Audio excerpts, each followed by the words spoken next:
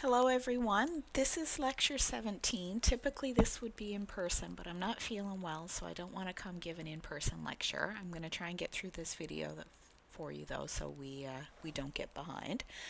This is my last lecture. After the break you'll be with Mr. Hayden. I will finish marking your tests, and to get those returned I'm going to give them to the Help Center staff. In this lecture we're going to finish up electric potential energy, and then you'll get started on electric potential after the break.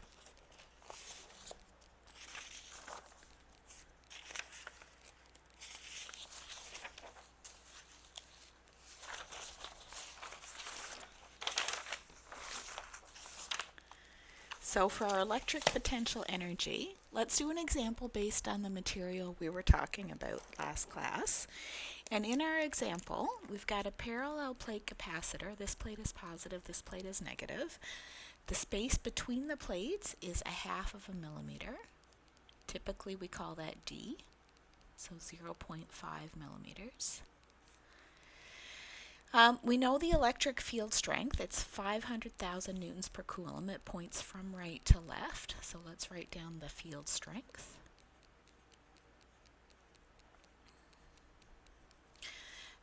We take a proton and we shoot it towards the positive plate. So our proton is going to start here. We're going to give it some initial velocity because we're shooting it. That initial velocity is to the right. We're going to shoot it towards the positive plate. If we think about what's happening, we know the positive is attracted to the negative. It's moving towards the positive. It's repelled by the positive. It's going to slow down as it approaches. If the proton is projected with a speed of 2 times 10 to the 5 meters per second, so that's our initial speed.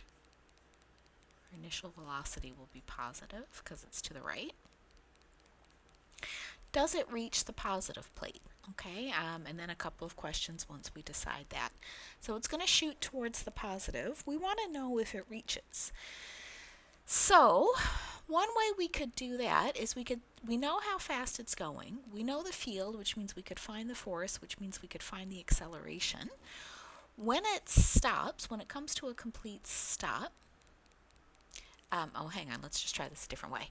We could figure out how far it's going to go. What is its maximum distance it's going to travel?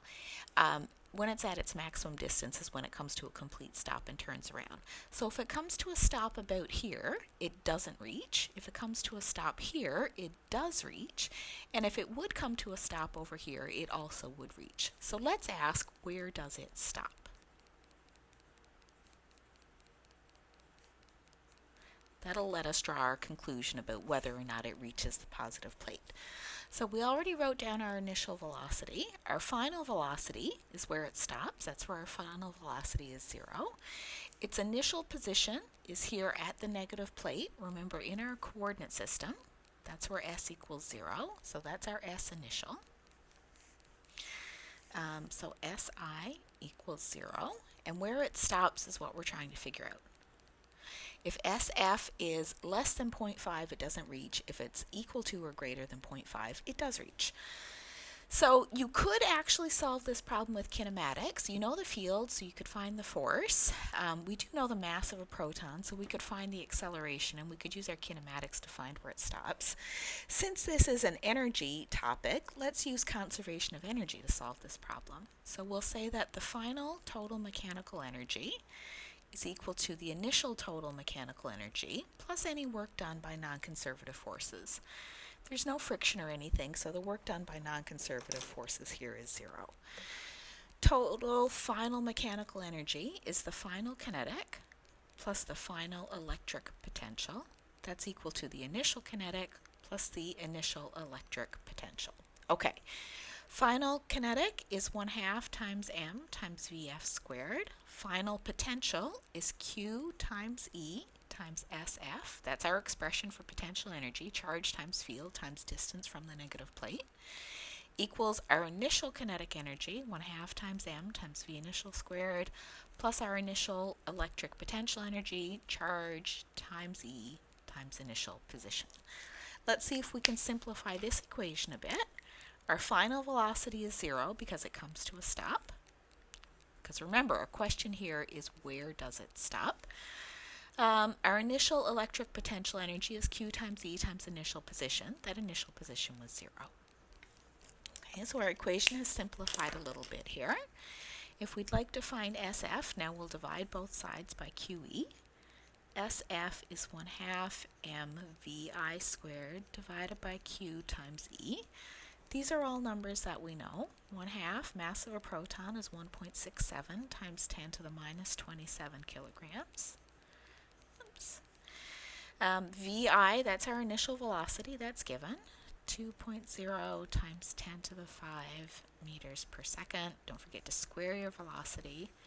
Divided by Q. Q means the charge on an electron, which is positive 1.6 times 10 to the minus 19 coulombs, times E, 500,000 newtons per coulomb. Put all that through the calculator and we get 4.175 times 10 to the minus 4 meters. In terms of millimeters, that would be 0.4175 millimeters. So how far our proton will get is to 0.4175 meters, which is about right here. So this is how far it gets, SF. So the actual path of the proton is it moves to the right, it slows as it moves until it gets here, it slows to a stop, then it will turn around and it will come back and ultimately collide with the negative plate. Okay, so that's what's happening. So if it does reach, well, it does not reach. If it doesn't reach, how close does it come? So we're asked for this distance right here, delta S. So we know this distance is 0.4175 millimeters. We know this distance is 0.5 millimeters. So how close it comes, delta S, is going to be pretty easy to find. How close? Delta S equals D minus that final distance, 0.5 millimeters. Subtract 0.4175 millimeters. Equals 0.0825 millimeters. So our answer is no, it doesn't reach.